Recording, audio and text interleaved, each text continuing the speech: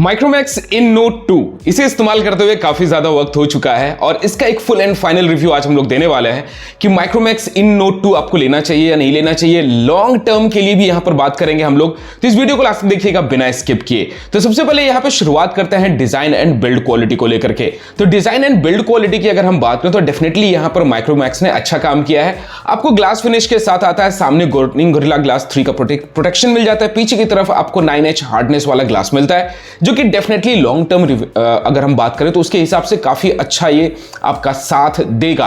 अब बात आती है यहां पर मोस्ट इंपॉर्टेंट कि भाई साहब बेंड टेस्ट में टूट गया, ये टूट गया, वो टूट गया। तो भाई साहब ऐसे तो टाइटेनियम को भी अगर लोग तोड़ना चाहे या काटना चाहे तो वो भी हो जाता है, तो ये तो ग्लास है। तो आप जो भी चीज है आप इसको अपने हिसाब से सोच सकते हैं। ग्लास ग्लास होता है और प्लास्टिक प्लास्टिक होता है, लोहा लोहा होता है, लकड़ा लकड़ा होता है, लेकिन ये सारी चीजों को भी तोड़ा और काटा जा सकता है। बट ये कंप्लीटली डिपेंड करता है कि आप अपने फोन को कैसे रखते हैं।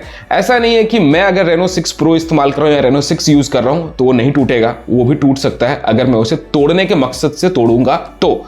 अब तो इसके हिसाब से तो मैं बोलता हूं भाई बिल्ड एंड डिजाइन प्राइसिंग को देखते हुए माइक्रोमैक्स ने काफी अच्छा काम किया है, बेहतरीन काम किया है। थोड़े बहुत स्पेक्स को यहां पे क्विकली हम लोग ओवरव्यू दे देते हैं क्योंकि एक फुल एंड फाइनल रिव्यू है, लॉन्ग टर्म रिव्यू है, तो इसके हिसाब से आप जज ले पाएंगे कि आपको लेना चाहिए नहीं लेना चाहिए।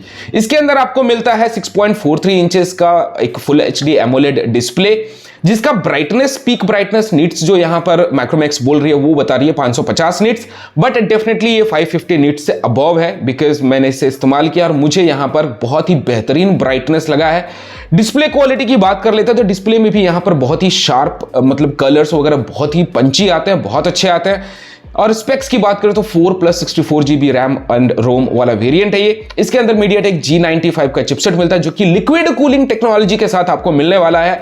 16 मेगापिक्सल का फ्रंट कैमरा है और 5000 mAh की बड़ी battery, 33 watt charger inside the box मिलता है और 30 वॉट तक की चार्जिंग को ये सपोर्ट करता है। Stock Android out of the box, November का सिक्योरिटी पैच, एंड्रॉइड 11 और ओवरऑल इसके अंदर 2 माइक मिल जाता है, secondary noise cancellation mic, 2 SIM card, एक माइक्रो SD कार्ड भी लगा सकते हैं, टाइप C वाला charging port, 3.5 mm jack, single speaker मिलता है। ये सारी चीजें हो गए इसके स्पेक्स के बारे में। अब चलिए बात कर लेते हैं लॉन्ग टर्म रिव्यू। तो आपको ऑलरेडी मैंने डिजाइन एंड बिल्ड क्वालिटी के बारे में तो बता दिया। दूसरी चीज जो आती है वो आता है इसका स्टॉक UI, जो UI है इसके अंदर उसको लेकर के। तो स्टॉक एंड्रॉयड यूजर्स जो है उनको ये बताना मुझे जरूरी नहीं समझता हूं मैं, लेकिन जो लोग नया है और जो इस प्राइस सेगमेंट में स्टॉक एंड्रॉयड को प्रेफर करना चाह रहे हैं, स्टॉक एंड्रॉयड में जो आपको यहां पर मिलेगा, जो आपको एक्सपीरियंस मिलेगा, वो एक्सपीरियंस आपको कोई नहीं दे सकता है। एक्सपीरियंस का मतलब ये नहीं होता है कि भाई मुझे कस्टमाइजेशंस मिल रहे हैं, बहुत सारी चीजें। एक्सपीरियंस का मतलब होता है यहां पर परफॉर्मेंस, यहां पर आपके डे टू डे यूसेज के हिसाब से आपका फोन आपके साथ कितना कोप अप कर रहा है। तो माइक्रोमैक्स इन नोट 2 यहां पर स्टॉक एंड्रॉयड होने की वजह से यहां पे बहुत ही बेहतरीन परफॉर्मेंस आपको देने वाला है, किसी भी तरह की दिक्कत नहीं होगी। और साथ ही यहां पर जो मीडियाटेक का G95 का चिपसेट है बहुत ही कमाल का चिपसेट है और इसका स्कोर लगभग 3.25 लाख के आसपास है। तो आप समझ सकते हैं कि भाई साहब किस हिसाब से और किस तरह से आपको यहां पर ये परफॉर्मेंस देगा। लिक्विड कूलिंग टेक्नोलॉजी है, फोन मुझे हीट होते हुए अभी तक नहीं दिखा है। मैंने गेम खेले, बहुत कुछ एक्सपीरियंस इस पे किया, लेकिन मुझे यहां पर हीटिंग नहीं दिखा। इनफैक्ट स्नैपड्रैगन 680 चिपसेट जो है वो भी यहां पे मात खा जाता है। स्नैपड्रैगन 680 चिपसेट के साथ भी मैंने इसे कंपेयर किया हुआ है। मैंने यहां पे ऑलरेडी Redmi Note 11 का भी आपको अनबॉक्सिंग दिया हुआ है, यहां पर आई बटन में देख सकते हैं अगर आप देखना चाहें तो। उसमें जिटरनेस में देखने को मिलता है, लैगिंग देखने को मिलता है, जो कि माइक्रोमैक्स इन नोट 2 में बिल्कुल भी नहीं है और बेहतरीन परफॉर्मेंस मिलता है। G यानी गेमिंग, और गेमर्स को भी यहां पे ध्यान रखा गया है। तो आप गेम अगर खेलते हैं माइक्रोमैक्स इन नोट 2 पे तो आपको किसी भी तरह का लैग यहां पर आपको जिटर्स वगैरह देखने को नहीं मिलेंगे। स्टॉक एंड्रॉयड प्लस मीडियाटेक का G95 का चिपसेट बेहतरीन परफॉर्मेंस करता है। ओवरऑल यहां पर परफॉर्मेंस में मैं डेफिनेटली बोलूंगा कि Micromax has done A fantastic job. Camera पे आ जाता है तो यहां पे 48+5+2+2 मेगापिक्सल का कैमरा मिलता है, फ्रंट में 16 मेगापिक्सल का कैमरा मिलता है। EIS का फीचर इसके अंदर आपको मिलता है, इलेक्ट्रॉनिक इमेज स्टेबलाइजेशन।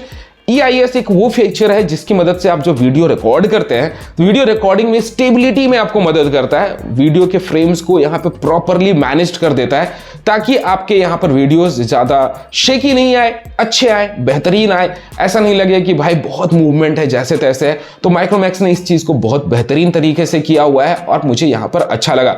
साथ ही यहां पर जो अल्ट्रा वाइड कैमरा दिया गया है, अल्ट्रा वाइड कैमरा बहुत ही बेहतरीन इमेजेस यहां पर लेता है। डिटेलिंग के साथ लेता है। मुझे माइक्रोमैक्स का अल्ट्रा वाइड कैमरा भी मुझे एक एड ऑन लगा इस फोन में, इस प्राइस सेगमेंट में।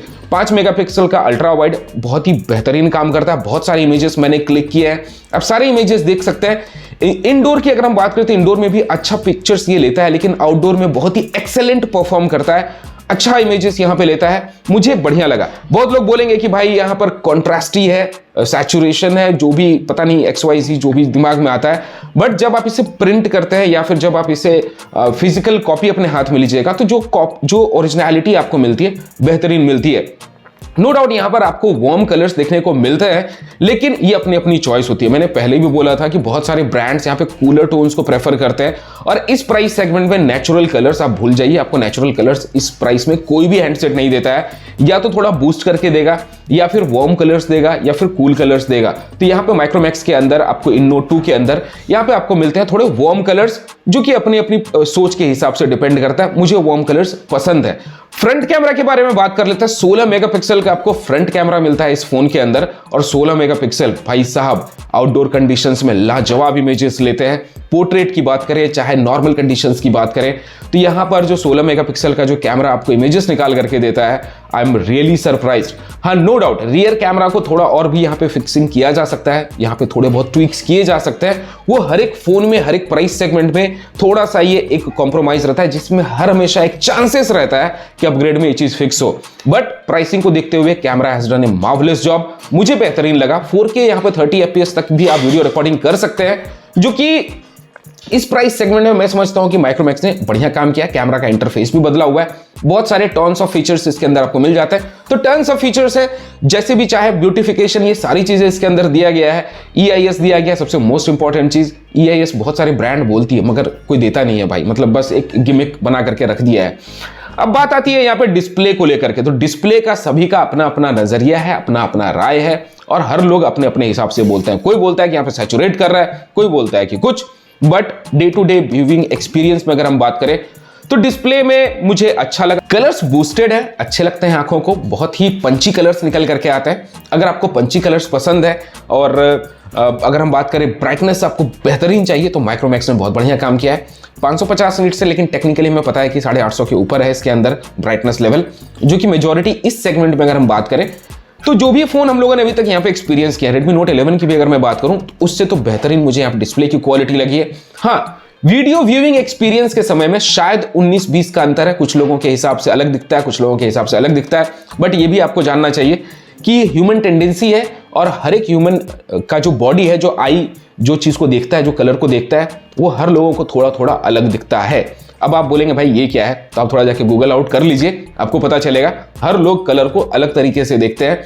ऑरेंज को कुछ लोग ऑरेंज देखते हैं, कुछ लोग उसे येलोइश ऑरेंज बोलते हैं, कुछ लोग उसे पिंकिश भी बोल देते हैं, बहुत तरह की चीजें। तो मैं मानता हूं कि यहाँ पे डिस्प्ले अपनी अपनी राय है, बट मैं अगर अपनी राय दूं तो डिस्प्ले से मुझे किसी भी तरह की शिकायत नहीं है। कॉर्निंग गोरिल्ला ग्लास 3 का प्रोटेक्शन मिल जाता है, जिसकी वजह से यहाँ पे प्रोटेक्टेड रहेगा, अच्छा है, किसी भी तरह की दिक्कत नहीं होगी, स्क्रैचेस वगैरह से बचाएगा।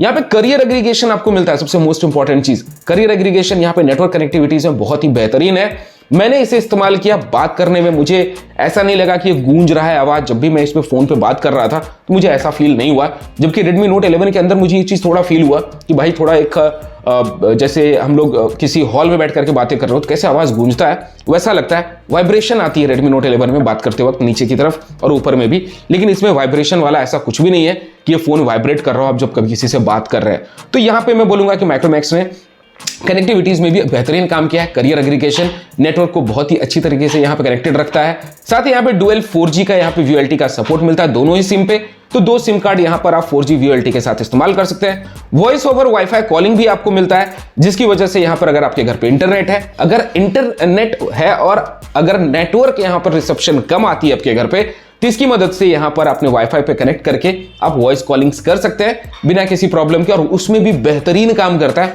बहुत ही अच्छी तरीके से काम करता है। सेकेंडरी नॉइज कैंसिलेशन होने की वजह से यहां पे मैं बोलूंगा कि बेहतरीन यहां पर कॉल में आप जब बात करते हैं तो आपको यहां पे कनेक्टिविटीज में इश्यूज नहीं आती है। बैकग्राउंड नॉइज को बहुत ही ज्यादा ये कैंसिल करता है और अच्छी तरीके से यहां पर आपको नेटवर्क रिसेप्शन और कॉलिंग एक्सपीरियंस को इनहैंस करता है। अब बात कर लेते हैं एंटरटेनमेंट को लेकर के। तो एंटरटेनमेंट में यहाँ पे सिंगल स्पीकर मिलता है। मुझे लगता है कहीं ना कहीं माइक्रोमैक्स थोड़ा सा इसमें कॉम्प्रोमाइज कर गया है। या सामने में जो स्पीकर है, इन ईयर फोन जो यहाँ पर मिलता है, मुझे लगता है कि इसे भी अगर स्पीकर की तरह इस्तेमाल करता तो बहुत ही मजा आता। और ये चीज मुझे लगता है कि शायद सॉफ्टवेयर की मदद से अगर ब्रांड चाहे तो इसे अपडेट देकर के इस चीज को ऐड ऑन कर सकता है। सिंगल स्पीकर लाउड इनफ है, मैं ऐसा नहीं बोलूंगा कि भाई नहीं काम करता है। जो पर्सनली मैंने एक्सपीरियंस किया है वही चीज मैं आपको यहाँ पे सुना रहा हूं, दिखा रहा हूं, और ऐसा कुछ भी नहीं। मैं यहाँ पर आपको वीडियो प्ले करके देता हूं, आप सुनिए आवाज कैसी है, आपको आइडिया लग जाएगा। Chip, battery, display, speaker, mic, ये सारी की सारी चीजें चाइना से डायरेक्ट इंडिया आती है।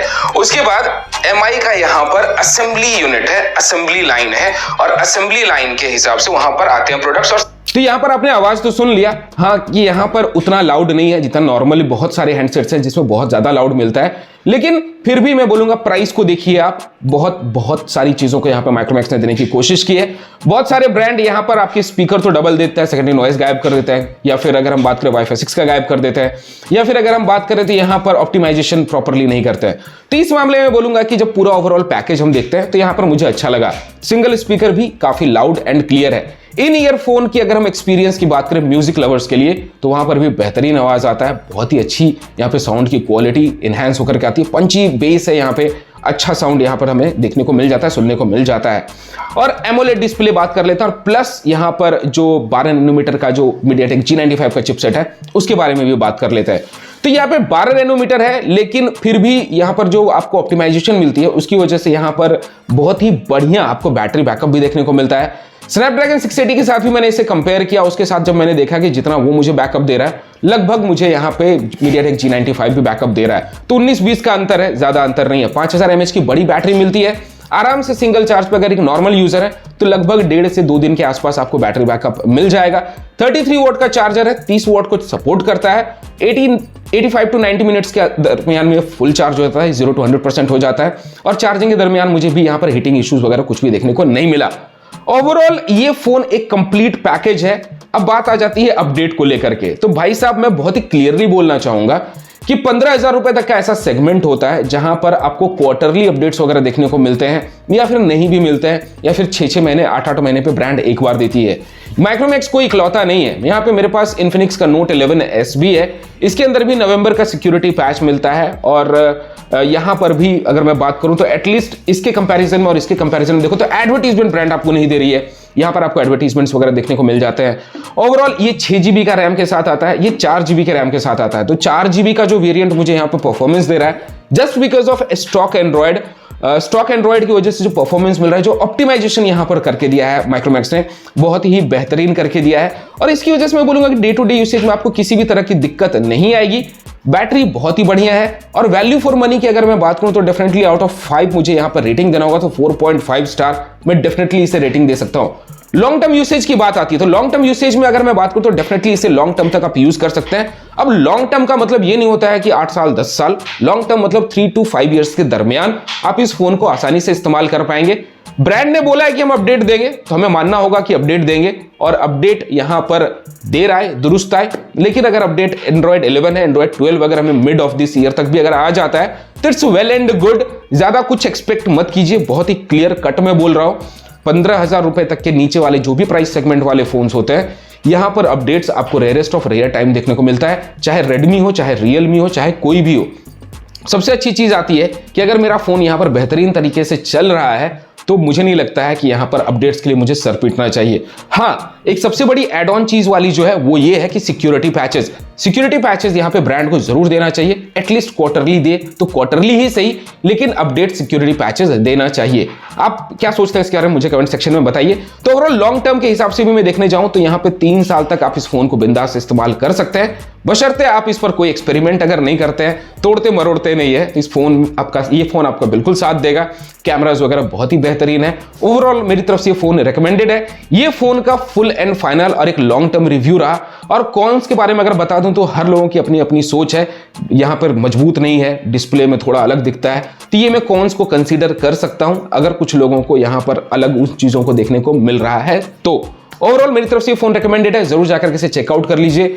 लॉन्ग टर्म 3 साल तक आसानी से इस फोन को आप इस्तेमाल कर सकते हैं। वीडियो पसंद आए तो वीडियो को फटाफट लाइक कर दीजिए, शेयर कर दीजिए और चैनल पे नए बिना सब्सक्राइब किए मत जाइएगा, क्योंकि मैं ऐसे मजेदार वीडियोस आप लोगों के लिए लाते रहते हैं। तो ऐसे प्यार देते रहिए और बोलते रहिए। जय हिंद, वंदे मातरम।